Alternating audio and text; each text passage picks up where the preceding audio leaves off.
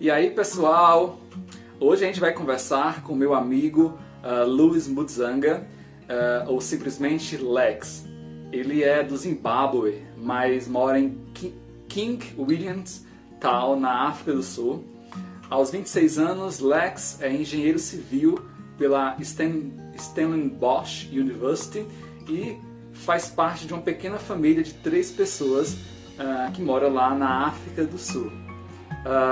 Lex, thanks for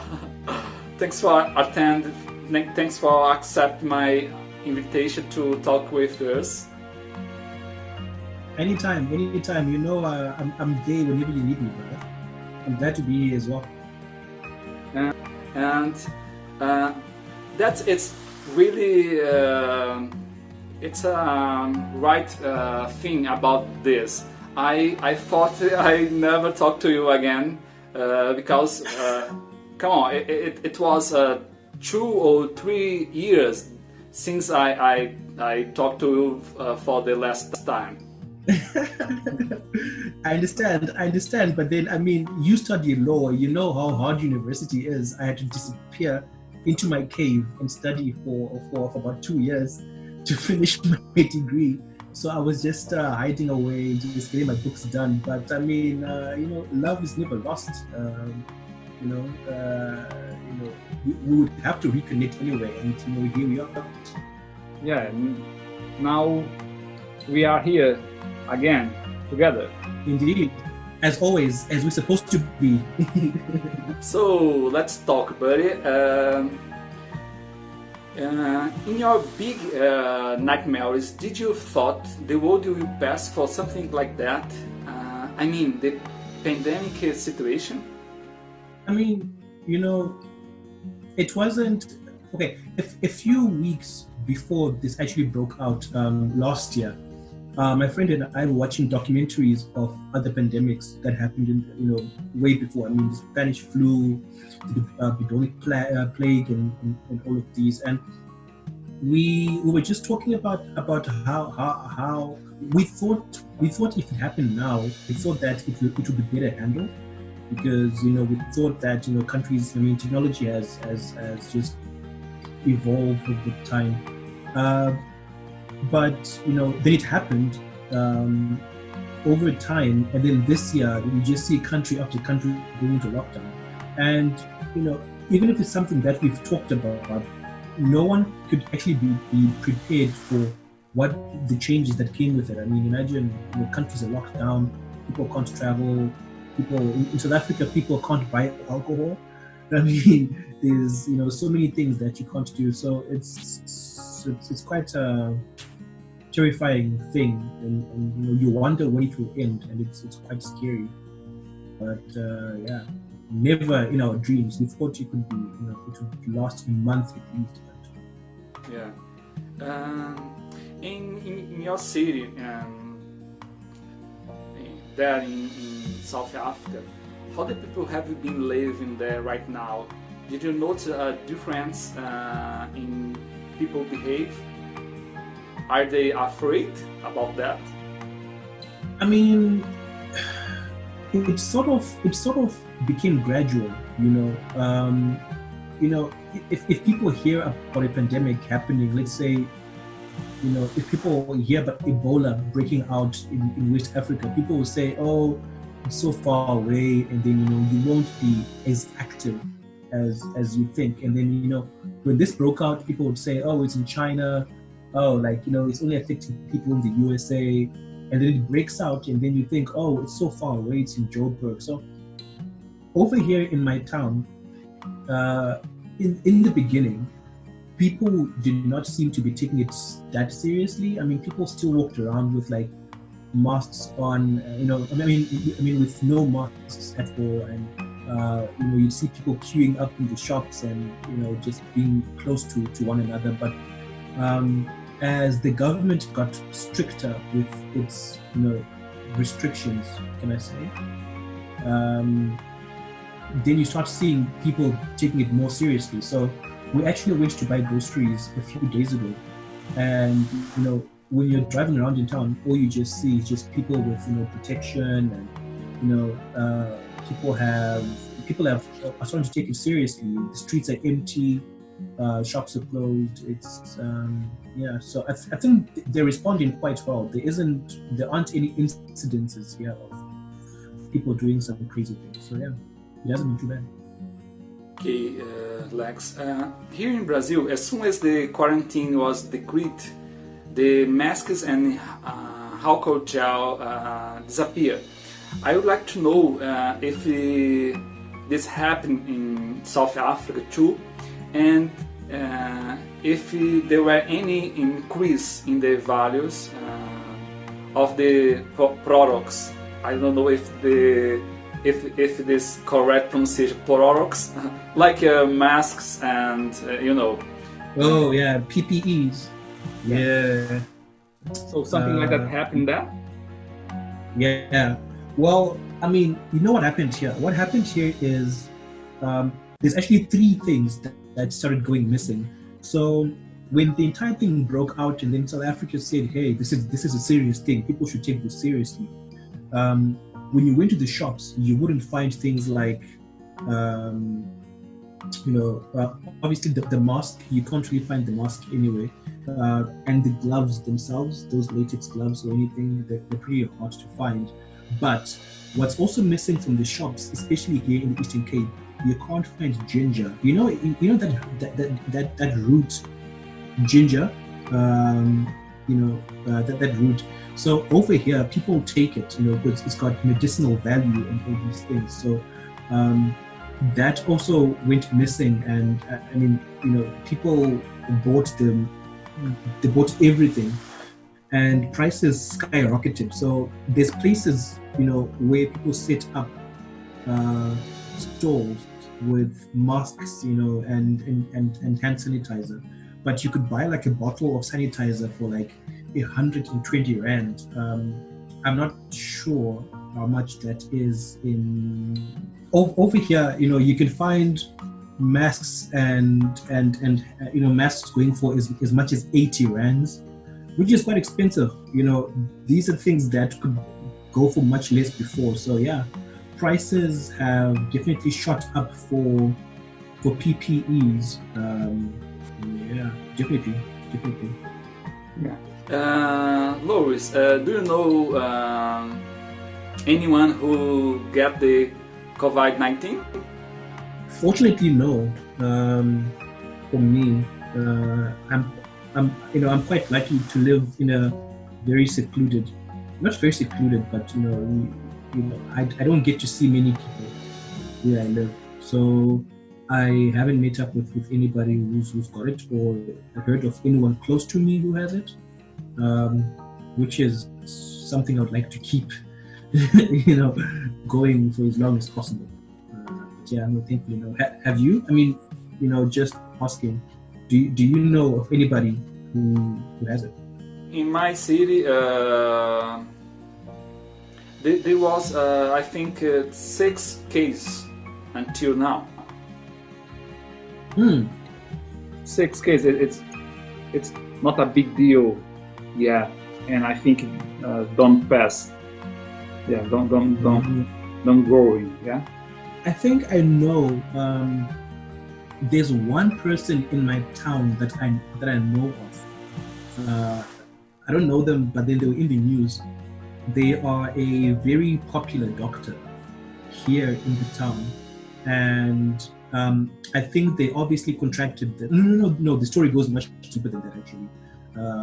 But yeah, there's a person who contracted the disease, but I think they are recovering at the moment. They didn't die, so that's quite good. Yeah. Most of the case in Brazil,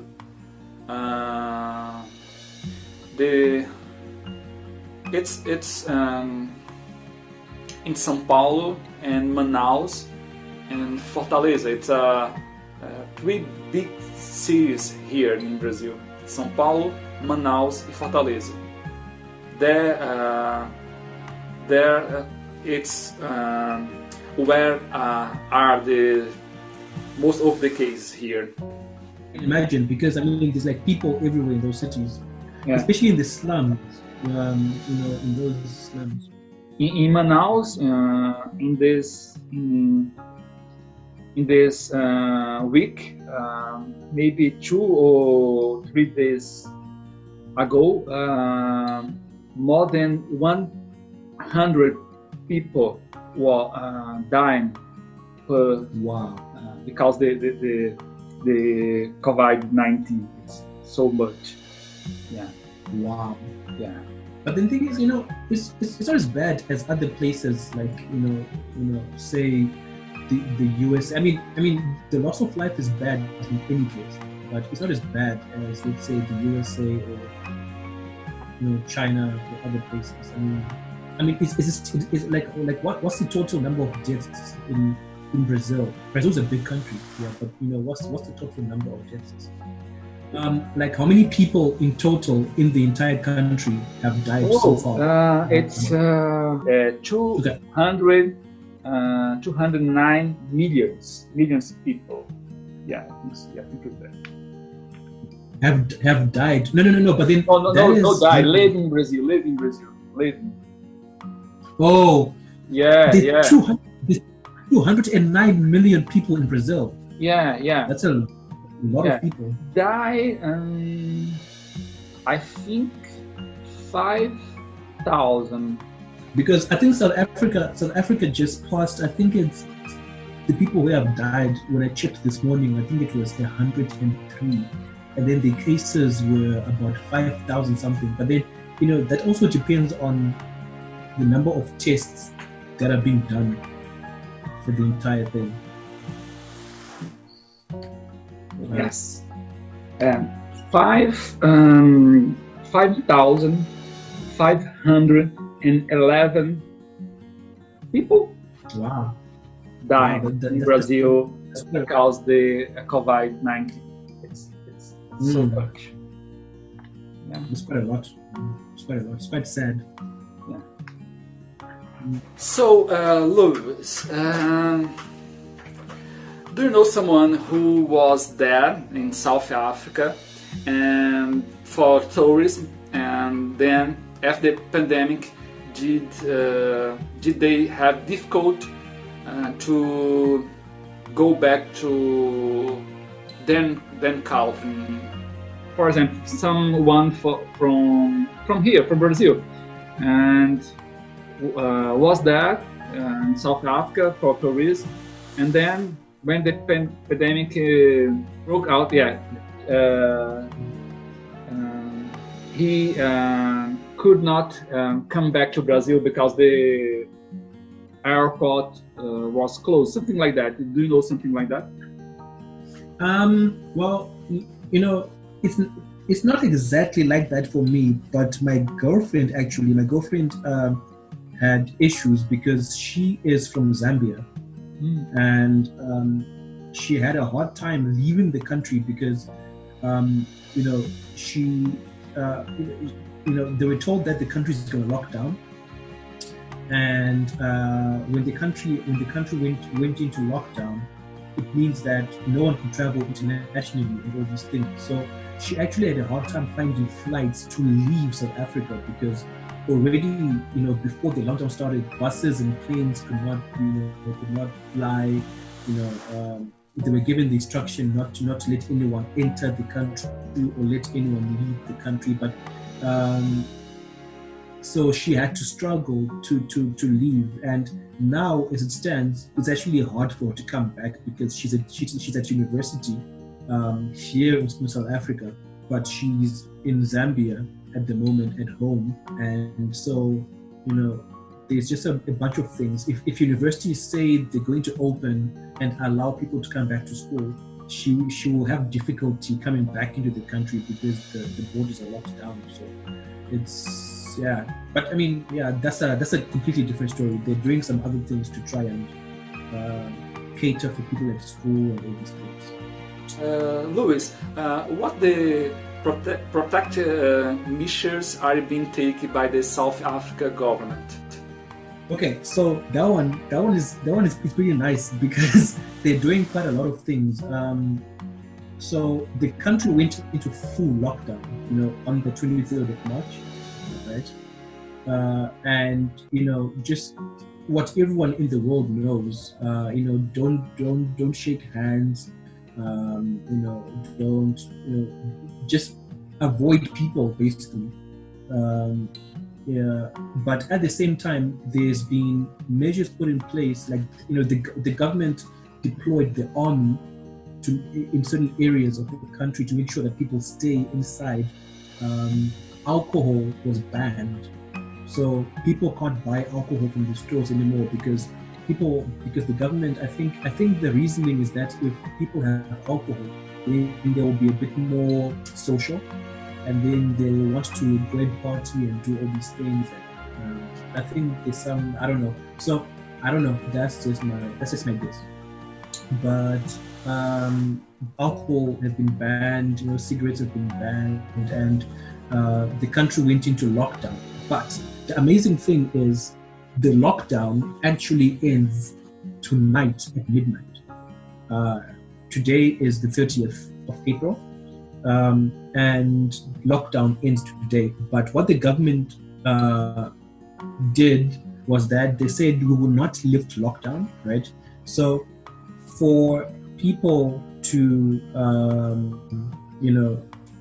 to stay alert and vigilant for what's going on, they introduced a 5-level system starting tomorrow, so that if the country is at level 4, right, it means some people can go back to work, and if you maybe take away restaurants can operate and deliver food. Level 3, it's a bit more open. Level 2, it's a bit more open. Level 1. So I don't know how they will grade whatever area. But I also know that lockdown is also just a thing to strengthen the health system of the country itself. So I mean, I can only assume they are preparing beds, they are preparing medicine. I know that there's doctors that were flown in from Cuba to help with what's going to happen after lockdown. So they're trying their best. I mean, I think it's rated amongst like the top 10 responses in the world at the moment, so it's not too bad. Lex, how open the health system that there is a public system like Brazil, or the people have to pay when need help? That one is a particularly hard one to answer because I've never had to use it, and as a foreigner, living in South Africa, I never quite dove into that system. But I'm pretty sure you have to pay. When you go to the hospital, either way. I mean, I don't think there's any free health system here, free public health or something. I don't think so. I think you have to pay a certain amount when you go there, even to the public hospitals. Although I am not sure what will happen if a person has coronavirus, because this entire thing is a worldwide thing. So I've been thinking about that as well. Like, if they find a vaccine and a drug, will people have to pay for it, or will it be given to everybody for free? Because we need people to live. So I'm actually not too sure about that one. I need to research that one a bit and get back to you. But just to answer, for me personally, I have a medical aid. So if I pay a certain amount every single month, and when I get sick, I'll just go there with my medical aid card, and I'll probably get covered for whatever sickness that I have, as long as I don't get sick like every day or something. Lex, as we are, I think people from South Africa are so kind. You are so kind. You are so friendly, like Brazilian people. Lex Luthor is kind. yeah. That's Lex Luthor is kind. So. People in Brazil, I think in South Africa too, likes arm each other and stay close, and Brazilians are so like that. So how you feeling to have stay at home? Because you have to stay far away from people. Well, if I understood your question correctly, you're asking me about. You can cut this out, right? So it's about your feelings. It's about your feelings because you have to stay at home. But if I'm sure people from South Africa and from Brazil likes go to the street, see people, talk with people, arm each other, and So what are feelings? Now you can't do it. I mean, you miss it. You miss the opportunity to go and meet people and talk to people. Especially, I can only imagine what the extroverts are going through, because I mean, to be inside the house all the time and only talking to a few people must be completely painful. For me, it's not such a struggle because I tend to like being alone. I like staying by myself and not doing much by myself. But you miss the entire social aspect of just doing things with people, or just like watching people in the streets. Although in South Africa, South Africa it can be, especially where I live, it's a pretty outgoing country. People love going out, meeting other people, and having a bit of fun, having what I think in other countries call a barbecue, but over here we call it a braai. Just roast some meat over some fire and have some drinks and have a bit of fun, play some loud music, and you tend to miss that. So I think that'll be, I think the day the entire thing is done, the party that will be had here in South Africa will be crazy, because I mean people have pulled together so much to just try and make this work. They understand what the government is trying to do, and people are trying to keep each other entertained on social media and all these things. So I mean, it's a pretty terrifying time to be alive, but it's also pretty nice because you see how society comes together and addresses these things when they happen. So it's pretty decent. Yeah, very good. In my opinion, the economy doesn't exist without human being. So economy is a human being creation, but in the capitalist system like we need money to pay bills and to buy food. So how you see that difficult situation between health and economy? That one is the big debate, isn't it? Because that's what's happening in all the countries right now. Like, I mean, all the countries that are locked down. You'll see, I'll start here with South Africa. The big debate happening right now is what happens when the country is opened up a bit. Because you need people to go back to work, because the economy is already struggling. But if you send people back to work without having measures in place to protect them, people will get sick and they'll die. So it's quite a grey area that has to be navigated properly for people to actually know what to do in this case. I mean, if you look at Canada, if you look at Canada and how they are opening up their provinces bit by bit. It's also the same debate, of how much freedom do we allow people? Should we just allow people to just go and walk around in the malls? Should we just allow people to go to work as usual? How many people should we allow to go back to work? Even New Zealand, I think New Zealand opened up its economy on Monday just now, slightly, to let people go back to work. Some kids are back in school. So it's a pretty gray area, to know what to do in this case, because something is going to suffer either way. Either the economy is going to suffer, or just the health of the people is going to suffer. So it's a pretty tough decision that governments have to make, I think, to decide, hey, let's save our economy because we can't have things at a standstill for too long. But also if we send people back into the workforce, people will die. So it's a pretty hard decision that people have to make, and I'm not too sure how they will address that. I'm actually quite keen to see how they react to it. Yeah, I see. Let me get the point about the difficult decisions. What the South Africa government have been doing about homeless people? I'm not too sure. The one time I read about it, I think homeless people were taken off the street and put in shelters.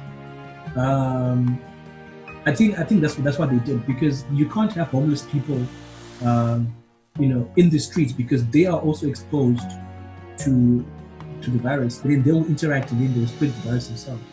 So I think they were put into shelters. I remember reading a headline about that way back. But that's actually a very interesting question. I think I actually need to read up on that and see what they did.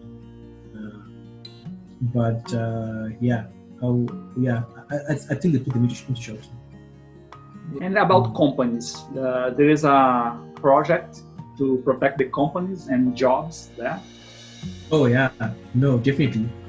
I mean, can I ask you first? Like, I mean, what did Brazil do to do that? I mean, to protect the companies and protect people's jobs. Did Brazil propose anything, or are they just letting people suffer? For people, for homeless people, yes, there is a plan. I'm not sure if this plan is enough, but there is. The Brazilian government is giving 600 real right now per person in homeless house. I'm not sure if this is enough, because right now $1 is 5 real, so I think it isn't enough. But there is a plan, and for company, I don't know.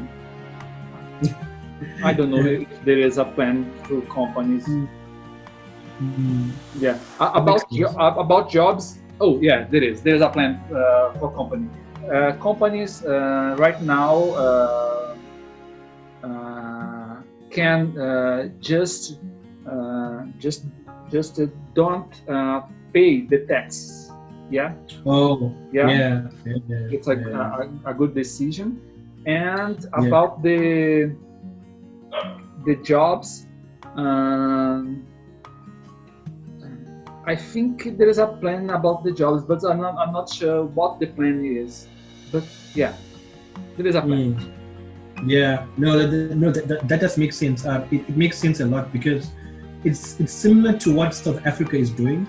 Like if we're starting with the people who are unemployed, and I think that covers the homeless people question that you asked me before, because the people are receiving in South Africa, single mothers who are unemployed and everything get a certain amount of money.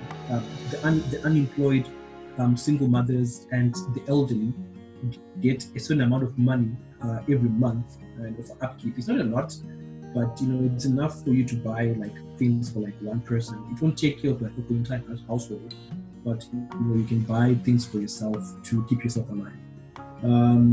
So people get a certain amount of money, and they increased that amount for the next 3 months, and then they're going to increase it again after 3 months to a certain value.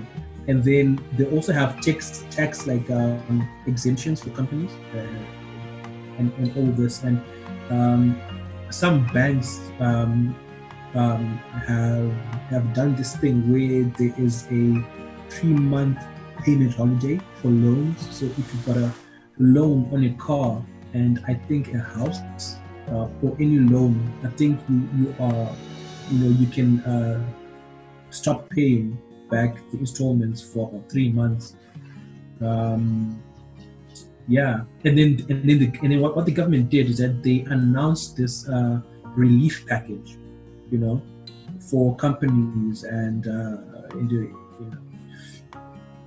to keep themselves afloat. I think they announced like $26.5 billion US that will be sent into manufacturing and public health and infrastructure and transport systems, and just basically making sure that the economy is not devastated by the entire thing. But that's people still have to see how they will do that, because the money has to come from somewhere. Number one, two, it has to be distributed somehow properly, and I suppose we only have to see how they'll distribute that money properly without anybody stealing it, and all these things. So yeah, they're actually doing quite a lot. I mean, there's quite a lot that I didn't mention, but they, I think they're trying their best. On paper, it sounds like they're doing quite a lot, but I wonder, how much of it they'll do, and how effectively they'll do it. So yeah. Are you afraid to take COVID-19? I am. Just because it kills people, and there isn't anything concrete known about who it could kill. People say that it kills people over 65. It kills people who have who have had diseases before that affect your breathing, like asthma. People with chronic diseases and respiratory diseases. I don't have any of those, but you never know, what it could do to you. So, yeah, I don't want it. I don't want it. I'd rather it stays away. Come on, man, stay safe. Nah, yeah, exactly. Stay safe. Like I don't want this disease. I actually wish it would go away quickly. Lex, what the first thing do you like to do when everything will be finished? Oof, that one is doing color. Come on. I know exactly what I want to do. What I want to do is that I want to walk into a pub and have a cold draft of beer. That's what I want, and just listen to people talking in the background. I want to listen to people talking in the background while I am in the pub and I'm having a beer, and I can just hear people just doing whatever. That's what I look forward to the most. I swear, just a simple thing. Okay. No, actually, let's cut that out. Actually, I'll tell you what I'm looking forward to. I'm looking forward to my girlfriend coming back. That's good. Yes. Good. Yeah. I'm looking forward to my girlfriend coming back. Yeah. No, definitely. I think she will like about this. Yeah, she'll be happy about that. Yeah, I'm quite keen for her to come back. Yeah. Let's change our subject. Tell me something you think Brazilians never thought about South Africa. It's not a poor place. You don't see lions everywhere. You don't see wild animals everywhere. I wonder what people think. Do you think people think that? There are lions everywhere? I don't know. Maybe in America, you never know how people think. Yeah, okay. It's like what I forgot this comedian that I was watching, and they were like, "Hey, picture what Afghanistan looks like, or picture what Iran looks like," and people were like, "Oh my God, I can imagine all the buildings that are destroyed. I can imagine there's like bullet holes everywhere, and just but they're beautiful countries. Afghanistan is a beautiful country. Iran is a beautiful country. It's nice buildings." So let me get that point. What do you think about Brazil? I think Brazil is awesome. I'll tell you this. I think Brazil is awesome. When I think of Brazil, right, the problem is I've never seen what a city in Brazil looks like. When they show Brazil, they show the slums where the footballers came from, all the kids playing in the street, and then you've got the guys with the cool locks, and everyone is doing capoeira, it's it's a beautiful place. Brazil, it's like a carnival every time. Exactly, Yeah. exactly. So when you in Brazil, you just think, hey, you just think they can't Friendly and happy every time. Indeed. And then I picture green, I picture like a large portion of the Amazon forest, and but and you think football, obviously, because Brazil was once known for football. I don't know what's happening, but something's happening to Brazil. Please feed the Brazilians what they need to be fed so they can take the World Cup again. I'm sick of other countries taking it. So now tell me something you think people doesn't know about you. I'm actually British. No, I'm kidding. I'm joking. Well, something people don't know about me. I wonder, what could that be? Oh, well, people don't know that I'm actually also a writer. I do car reviews, and people don't know that. So I actually have a decent sized Instagram page where I do car reviews. I love talking about how they look, how they drive, and all these things. And I hope to actually start testing them using videos and stuff. So that's a very big thing of mine. I've loved cars ever since I was 5 years old, and I've watched Top Gear ever since I could understand English. That basically got me into cars, and I recently started writing about them and taking pictures wherever I go of them and all these things. So yeah, that's something new about me. How you start that reviews? When you think, okay, I will start doing reviews about cars? Oh, I started about I think in 2018.